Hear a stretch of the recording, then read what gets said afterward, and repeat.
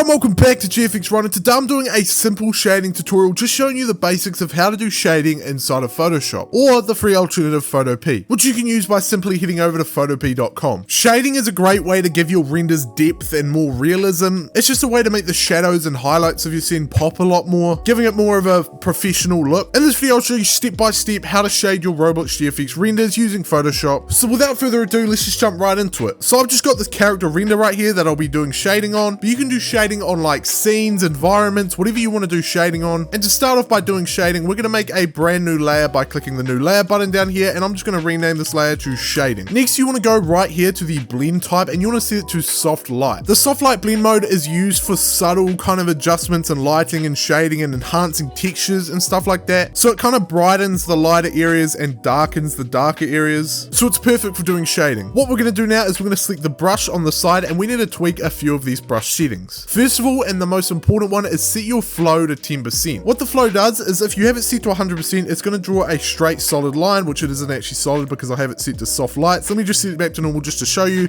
The flow makes it so it's just a solid straight line, but if you turn this flow down to like 50%, you'll see that it's only 50% opacity. If you go back over it, then it's 100% opacity. So if you set it down to 10% like we're using today, it's just this very soft line, and what you can do is you can keep going back and forth over it to make the line darker. So setting the flow very low just makes it so you can kind of come in, do a bit of shading and go back if you want to add more darker lines. So after you set your flow to 10%, the next important step is to go under your brush properties right here and set your hardness to 0. The hardness is how blurred your brush is. So if we look here with the hardness set to 0, it's a very blurred line. If we just turn the flow up so you can see it's a very blurred brush, whereas if you set it to 100, it's got these solid edges like that. And then of course you can mess around with the size. Next up, I do like to go into my eraser and also set the flow to 10% on this. This just means I can erase things very slightly if I need, without removing the entire line. The last thing we want to do is down in this little switch right here, we want to make sure one of it is set to white and the other color is set to black. This is just going to make it a lot easier to switch between the two colors, which you can do by just clicking X on your keyboard. If you're using Photopea, this is the keybind right here to switch between the two colors. So you can come in with black, click X, and you can switch to white. So now with your layer set to soft light, these brush settings up here, and your eraser set to 10% flow, we can start to do a little bit of shading. If you're in Photoshop, I'm not sure what the keybind is in Photopea, but you can actually click Control, Alt, and then use your right click, and you can drag left and right to do the size and up and down for the hardness, which is very nice keybind to learn. So learning those keybinds will really speed up your workflow, meaning you can just come in, you can do a bit of shading, and then you can switch the colors, do a bit more, whatever you need to do, without needing to go over here and switch between these. Even just clicking B to select the brush and E to select the eraser, and you can switch between them and do whatever adjustments you need to do. Learning those keybinds is very, very important for a good workflow. Alright, so this is future me coming back to say I forgot to mention something very, very important, and that is when you do your shading. So let me just do a little bit quickly, just as an example. We'll just kind of draw this very obvious shading like that.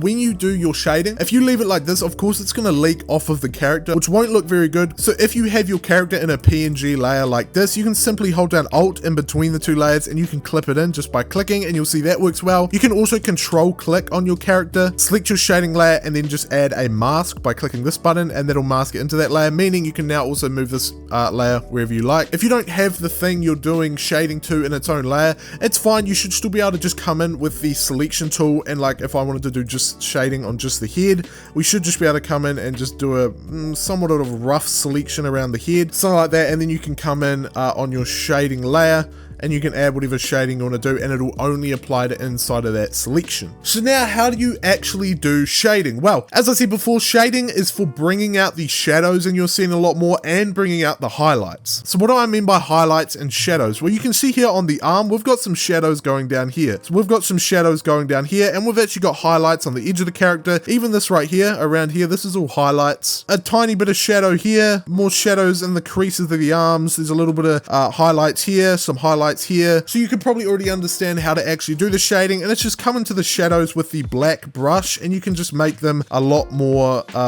bold, standing out a lot more. There is definitely a such thing as overdoing it like I've just done here. I do think that's a little bit too much. So what you can do is, as I said, with your eraser set to flow 10%, you can just do it. If you do it too solid, maybe you can switch to E, and because the flow is only 10%, you can erase it just a little bit if you need. So yeah, just come in and we can make these shadows a lot darker around here. Then I'll just click X and switch switch to white and we can come around the sides here. And something to note is that you don't have to use black and white. It is quite good to sometimes, for example, here we've got blue, so we can switch to a blue. Make sure it's quite light though. We can enhance these blue highlights a lot more. I'll come in and I'll make a pretty big just black brush coming up the side here, and we might need to come back and add in the blue again. You can see there's highlights coming down here, so we'll make that stand out a bit more. Might need to once again come and just make sure these shadows are looking good too. And you can already see if we hide the shading layer, this looks kind of bland and flat, but even just with that little bit of work we've done there, it really brings the arm out a lot more. So I think it's good when we're going onto this arm now. We'll just start with the white brush, come in with the black brush here, adjust around here,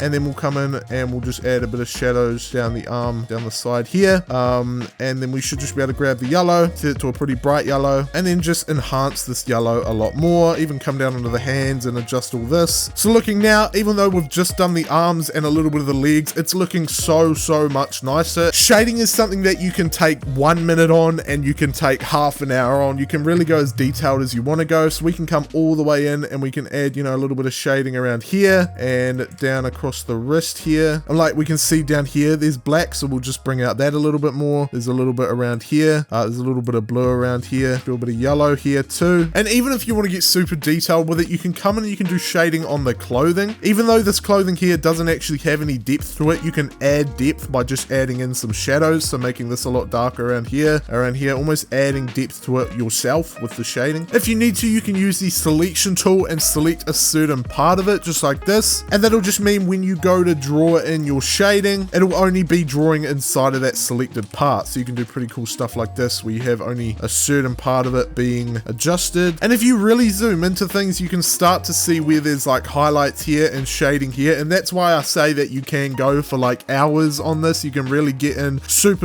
detailed. But I do think you got to keep in mind that shading is one of those things you don't really notice how good it is until you disable it. Like that, you can see how flat everything looks. Adding this shading added so much more depth to this. I suggest in all of your projects you start to use shading, even if you don't really like how it looks, or if somebody tells you it's too much shaded, you can always just come down and turn down the opacity. So now we just got some very light shading on there, that even just that brings out the arms. It just adds a little bit of depth, not even a little bit, but quite a lot of depth to make it stand out a whole lot more. And I mean, if it's too soft, you can always just duplicate it, and then you have this super intense shading. If this video was helpful at all, make sure to like, subscribe, join the GFXRhino Discord server, first link in the description below. Thank you so much for watching. Please do like and subscribe, because I am really trying to reach 2,000 subscribers by the end of the year. I will see you all next time. Goodbye.